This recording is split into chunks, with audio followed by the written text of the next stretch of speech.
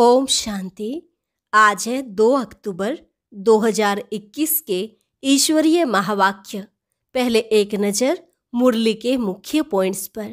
बाबा ने कहा, तुम यहाँ आए हो मनुष्य से देवता बनने अथवा पतित से पावन बनने। जो भ्रष्टाचारी बन गए थे उन्हों को ही बेहद का बाप आकर श्रेष्ठाचारी पुरुषोत्तम बना रहे हैं। इस समय सारी दुनिया 5 विकारों रूपी रावण की कैद अर्थात शोक वाटिका में है। एक बाप ही सबको लिबरेट कर गाइड बन साथ ले जाते हैं। फिर बाबा ने कहा, अगर तुम अपने को आत्मा समझ मुझ बाप को याद करो तो पावन बन जाएंगे। यह याद की यात्रा ही सच्ची यात्रा है। अभी तुम पुण्य आत्माओं की दुनिया सतयुग में जा रहे हो। वहां कोई विकर्म नहीं होगा। यहाँ तो सबके कर्म विकर्म होते हैं। आगे कहा, तुमने मुझे ढूंढने के लिए कितने धक्के खाए हैं। अब तुमको बाप मिला है तो मुझे याद करो। कोई भी देहधारी को याद नहीं करो। याद से ही तुम तमो प्रधान से सतो प्रधान बनेंगे। सबसे ऊंचे से ऊंचा खंड यह भारत है। वास्तव में यही सबका तीर्थ स्थान है, क्योंकि पतित पावन बाप का बर्थ प्लेस है ना। और लास्ट में बाबा ने कहा, अभी इस मृत्यु लोक का अंत है, अमर लोक की स्थापना हो रही है। जो पहले पहले सतयुग में आएंगे वही पूरे 84 जन्म लेंगे। सतयुग को कहा जाता है फूलों का बगीचा। यह तो कांटों का जंगल है। अब रावण राज्य बदल रहा है तो विनाश भी जरूर होना है। और अब सुनते हैं महावाक्यों को विस्तार से। मुरली का सार। मीठे बच्चे, अब इस मृत्यु लोक का अंत है। अमर लोक की स्थापना हो रही है। इसलिए तुम्हें मृत्यु लोक वालों को याद नहीं करना है। प्रश्न, बाप अपने गरीब बच्चों को कौन सी स्मृति दिलाते हैं? उत्तर, जब तुम वॉइसलेस पवित्र थे तो बहुत सुखी थे। तुम्हारे जैसा साहूकार दूसरा कोई नहीं था। तुम अपार सुखी थे। धरती आसमान सब तुम्हारे हाथ में था। अब बाप तुम्हें फिर से साहूकार बनाने आए हैं।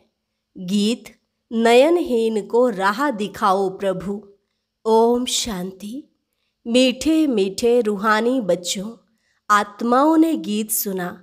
किसने कहा? आत्माओं के रूहानी बाप ने। रूहानी बाप को रूहानी बच्चों ने कहा बाबा। उनको ईश्वर भी कहा जाता है, पिता भी कहा जाता है। कौन सा पिता? परम पिता। बाप हैं 2, एक लौकिक दूसरा पारलौकिक। लौकिक बाप के बच्चे पारलौकिक बाप को पुकारते हैं, हे बाबा। बाबा का नाम शिव। वह शिव निराकारी पूजा जाता है। उनको कहा जाता है सुप्रीम फादर। लौकिक बाप को सुप्रीम नहीं कहा जाता। ऊंच ते ऊंच सभी आत्माओं का बाप एक ही है। सभी जीव आत्माएं उस बाप को याद करती हैं। आत्माएं यह भूल गई हैं कि हमारा बाप कौन है। पुकारते हैं, ओ गॉड फादर, हम नयनहीन को नयन दो तो हम अपने बाप को पहचाने। भक्ति मार्ग में हम अंधे बन ठोकरें खाते रहते हैं। अब इन ठोकरों से छुड़ाओ। बाप ही कल्प कल्प आकर भारत को हेवन बनाते हैं। अब कलयुग है, सतयुग आने वाला है। कलयुग और सतयुग के बीच को संगम कहा जाता है। यह है पुरुषोत्तम संगम। बेहद का बाप आकर जो भ्रष्टाचारी बन गए हैं उन्हों को श्रेष्ठाचारी पुरुषोत्तम बनाते हैं। लक्ष्मी नारायण पुरुषोत्तम थे। लक्ष्मी नारायण की डायनेस्टी का राज्य था। यह बाप आकर स्मृति दिलाते हैं। तुम भारतवासी आज से 5000 वर्ष पहले स्वर्गवासी थे, अब नरकवासी हो। आज से 5000 वर्ष पहले भारत हेवन था। भारत की बहुत महिमा थी। सोने हीरे के महल थे, अब कुछ नहीं है। उस समय और कोई धर्म नहीं था, सिर्फ सूर्यवंशी थे। चंद्रवंशी पीछे आते हैं। बाप समझाते हैं, तुम ही सूर्यवंशी थे। अब तक लक्ष्मी नारायण के मंदिर बनाते रहते हैं, परंतु लक्ष्मी नारायण का राज्य कब था, कैसे राज्य पाया, यह किसको पता नहीं। पूजा करते रहते हैं परंतु जानते नहीं, तो ब्लाइंड फेथ हुआ ना। शिव की, लक्ष्मी नारायण की पूजा करते हैं, बायोग्राफी कोई नहीं जानते। भारतवासी खुद कहते हैं हम पतित हैं। हे पतित पावन बाबा, आओ आकर हमको दुखों से, रावण राज्य से लिबरेट करो। बाप आकर सबको लिबरेट करते हैं। बच्चे जानते हैं कि सतयुग में एक ही राज्य है। कांग्रेस लोग अथवा बापूजी भी यही मांगते थे कि हमको फिर से राम राज्य चाहिए, हम स्वर्गवासी बनना चाहते हैं। अब नरकवासियों का क्या हाल है देख रहे हो। इनको कहा जाता है हेल, डेविल वर्ल्ड। यही भारत डीटी वर्ल्ड था, अब डेविल वर्ल्ड बन गया है। बाप समझाते हैं, तुमने 84 जन्म लिए हैं, ना कि 84 लाख। यह तो शास्त्रों में गपोड़े लगा दिए हैं। आज से 5000 वर्ष पहले सदगति मार्ग था। वहाँ ना भक्ति ना दुख का नाम निशान था। उनको सुखधाम कहा जाता है। बाप समझाते हैं, तुम असल में शांति धाम के रहने वाले हो। तुम यहाँ पार्ट बजाने आए हो। पुनर्जन्म 84 होते हैं, ना कि 84 लाख। अब बेहद का बाप आया है, तुम बच्चों को बेहद का वर्षा देने। बाप तुम आत्माओं से बात करते हैं और सत्संगों में मनुष्य को भक्ति की बातें सुनाते हैं। आधा कल्प जब भारत स्वर्ग था, एक भी पतित नहीं था, अब एक भी पावन नहीं है। यह है पतित दुनिया। बाप समझाते हैं, गीता में कृष्ण भगवानुवाच लिख दिया है। कृष्ण भगवान नहीं है, ना कि उसने गीता सुनाई है। यह लोग अपने धर्म शास्त्र को भी नहीं जानते, अपने धर्म को ही भूल गए हैं। धर्म मुख्य है 4। पहले आदि सनातन देवी देवता धर्म सूर्यवंशी, पीछे चंद्रवंशी, दोनों को मिलाकर कहते हैं देवी देवता धर्म। वहाँ दुख का नाम नहीं था। 21 जन्म तुम सुखधाम में थे। फिर रावण राज्य, भक्ति मार्ग शुरू होता है। शिव बाबा कब आते हैं? जब रात होती है। भारतवासी घोर अंधियारे में आ जाते हैं, तब बाप आते हैं। गुड़ियों की पूजा करते रहते हैं, एक की भी बायोग्राफी नहीं जानते। भक्ति मार्ग में अनेक धक्के खाते हैं। तीर्थों पर जाओ, फेरा लगाओ, कोई प्राप्ति नहीं है। बाप कहते हैं, मैं आकर तुमको ब्रह्मा द्वारा यथार्थ ज्ञान सुनाता हूँ। पुकारते हैं कि हमको सुख धाम और शांति धाम की राह बताओ। बाप कहते हैं, आज से 5000 वर्ष पहले हमने तुम्हें बहुत साहूकार बनाया था। इतना धन दिया, फिर कहाँ गवाया? तुम कितने साहूकार थे। भारत कौन कहलावे? भारत ही सबसे ऊंचे से ऊंचा खंड था। वास्तव में सबका यह तीर्थ है, क्योंकि पतित पावन बाप का बर्थ प्लेस है। जो भी धर्म वाले हैं, सभी की बाप आकर सदगति करते हैं। अब रावण का राज्य सारी सृष्टि में है, सिर्फ लंका में नहीं। जब सूर्यवंशी राज्य था, तब यह विकार नहीं थे। भारत वॉइसलेस था, अब विशस है। सब नरकवासी हैं।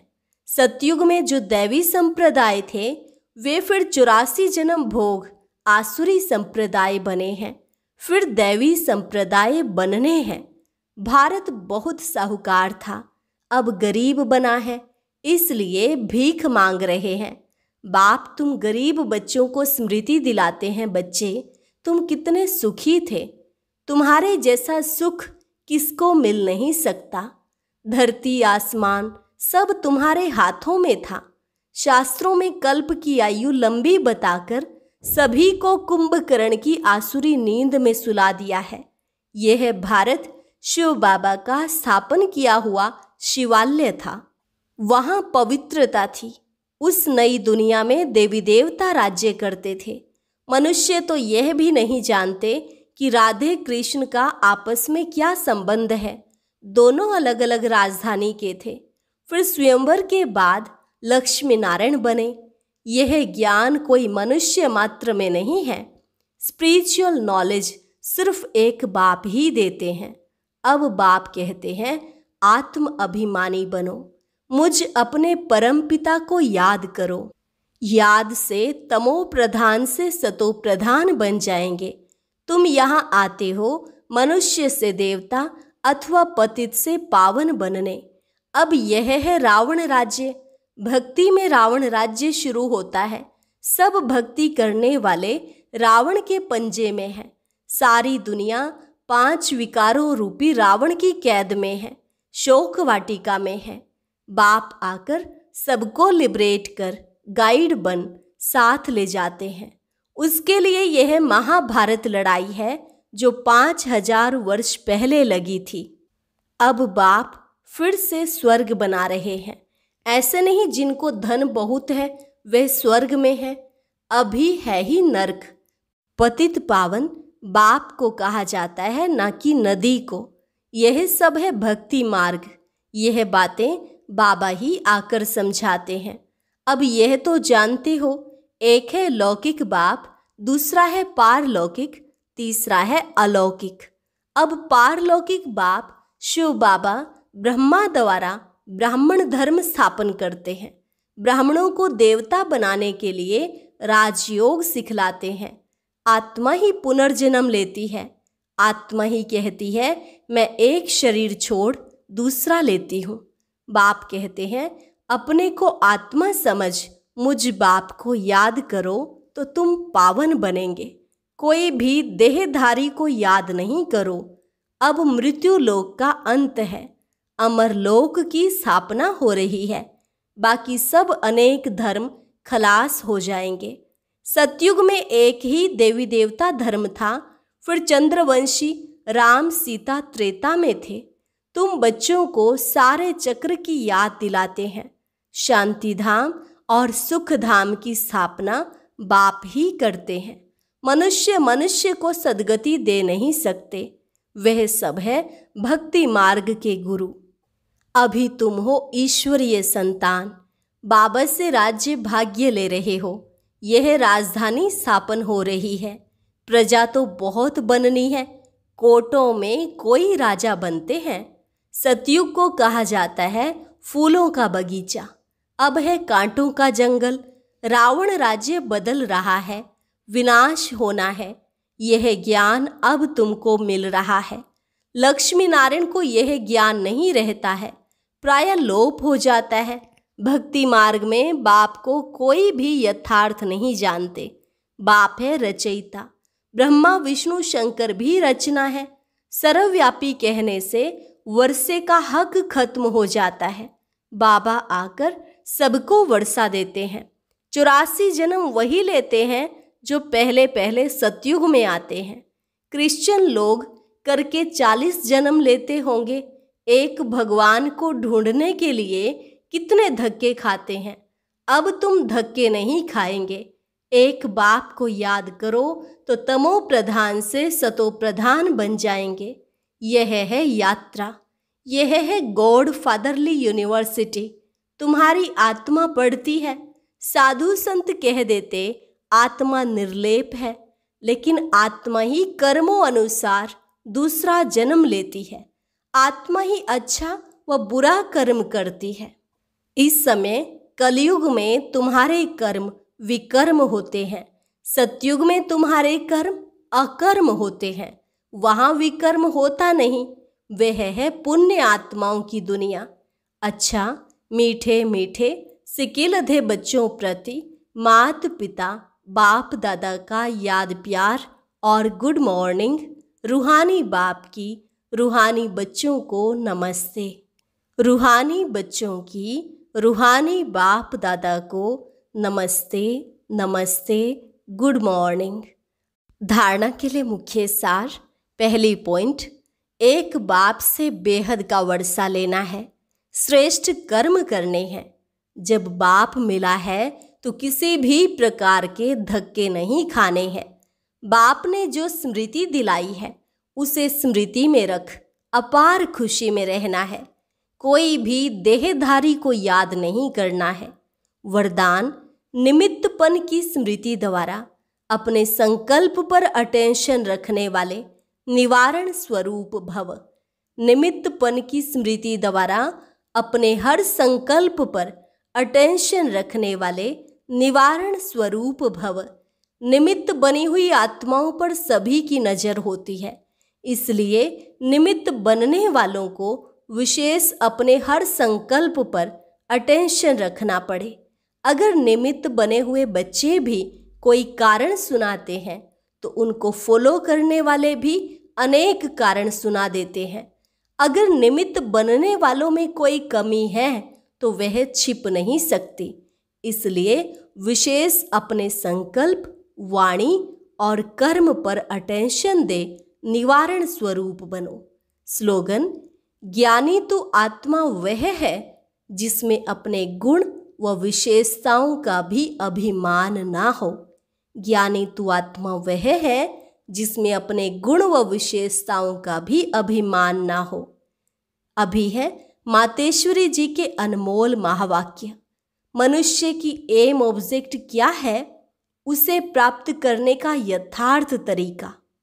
हर एक मनुष्य को यह सोचना जरूर है अपनी अच्छी जीवन बनाने के लिए क्या उचित है, मनुष्य की लाइफ किस लिए है, उसमें क्या करना है।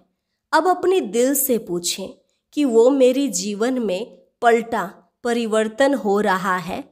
मनुष्य जीवन में पहले तो नॉलेज चाहिए, फिर इस जीवन की एम ऑब्जेक्ट क्या है, यह तो जरूर मानेंगे कि इस जीवन को सर्वदा सुख और शांति चाहिए। क्या अभी वो मिल रही है? इस घोर कलयुग में तो दुख अशांति के सिवाय और कुछ है ही नहीं। अब सोचना है सुख शांति मिलेगी कैसे। सुख और शांति, यह दो शब्द निकले हैं, वो जरूर इसी दुनिया में कब हुए होंगे, तभी तो इन चीजों की मांग नहीं करते हैं। अगर कोई मनुष्य ऐसे कहे कि हमने ऐसी दुनिया देखी ही नहीं, तो फिर उस दुनिया को तुम कैसे मानते हो। इस पर समझाया जाता है कि यह दिन और रात जो दो शब्द हैं, तो जरूर रात और दिन चलता होगा। ऐसे कोई नहीं कह सकते कि हमने देखी ही रात है तो दिन को मानूं कैसे। लेकिन जब दो नाम है तो उनका पार्ट भी होगा। वैसे हमने भी सुना है कि इस कलयुग से कोई ऊंची स्टेज भी थी जिसको सतयुग कहा जाता है। अगर ऐसा ही समय चलता रहे तो फिर उस समय को सतयुग नाम क्यों दिया गया। तो यह सृष्टि अपनी स्टेज बदलती रहती है। जैसे किशोर, बाल, युवा, वृद्ध बदलते रहते हैं, वैसे सृष्टि भी बदलती रहती है। आज के जीवन और उस जीवन में कितना फर्क है, तो उस श्रेष्ठ जीवन को बनाने का प्रयत्न करना है। दूसरी पॉइंट है निराकारी दुनिया, आकारी दुनिया और साकारी दुनिया का विस्तार। मातेश्वरी जी समझाते हैं इस पूरे ब्रह्मांड के अंदर तीन दुनियाएं हैं। एक है निराकारी दुनिया, दूसरी है आकारी, तीसरी है साकारी। अब यह तो जान लिया कि निराकारी सृष्टि में तो आत्माएं निवास करती हैं और साकार सृष्टि में साकार मनुष्य संप्रदाय निवास करते हैं। बाकी है आकारी सूक्ष्म सृष्टि। अब विचार चलता है, क्या यह आकारी सृष्टि सदा ही है या कुछ समय उसका पार्ट चलता है। दुनियावी मनुष्य तो समझते हैं सूक्ष्म दुनिया कोई ऊपर है, वहाँ फरिश्ते रहते हैं, उसको ही स्वर्ग कहते हैं, वहाँ जाकर सुख भोगेंगे। लेकिन अब यह तो स्पष्ट है कि स्वर्ग और नर्क इस सृष्टि पर ही होता है। बाकी यह जो सूक्ष्म आकारी सृष्टि है, जहाँ शुद्ध आत्माओं का साक्षात्कार होता है, वो तो द्वापर से लेकर शुरू हुए हैं। जब भक्ति मार्ग शुरू होता है तो इससे सिद्ध है निराकार सृष्टि और साकार सृष्टि सदा है ही है। बाकी सूक्ष्म दुनिया तो सदा नहीं कहेंगे, उसमें भी खास ब्रह्मा, विष्णु, शंकर का साक्षात्कार इसी समय हमको होता है, क्योंकि इसी समय परमात्मा 3 कर्तव्य करने के लिए 3 रूप रचते हैं। अच्छा, ओम शांति। आज की अव्यक्त मुरली जरूर सुने। उसके लिए ऊपर दिए गए बॉक्स को टच करें।